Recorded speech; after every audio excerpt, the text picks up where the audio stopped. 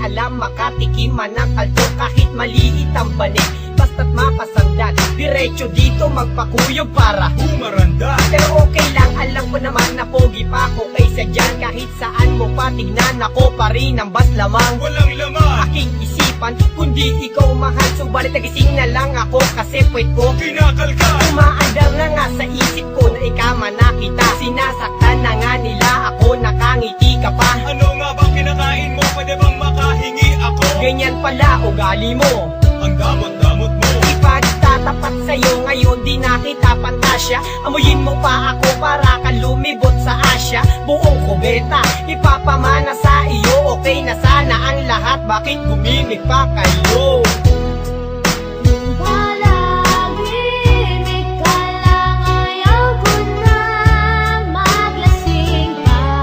Pagkat nadaramay di kaya lahat ng naisin ko'y wala kang binibigay.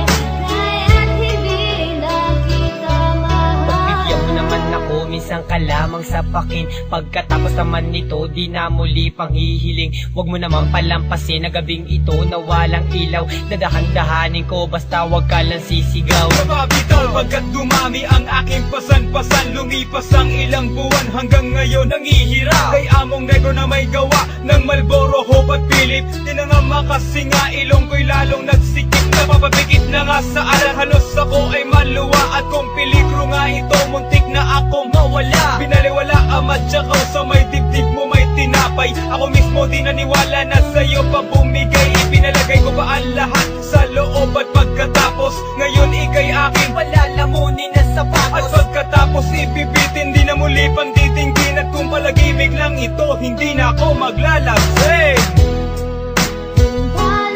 Palagimik ka lang, ayaw ko na maglasing pa. Pagkat nadaramay di kaya lahat ng naisin ko'y wala kang binibigay.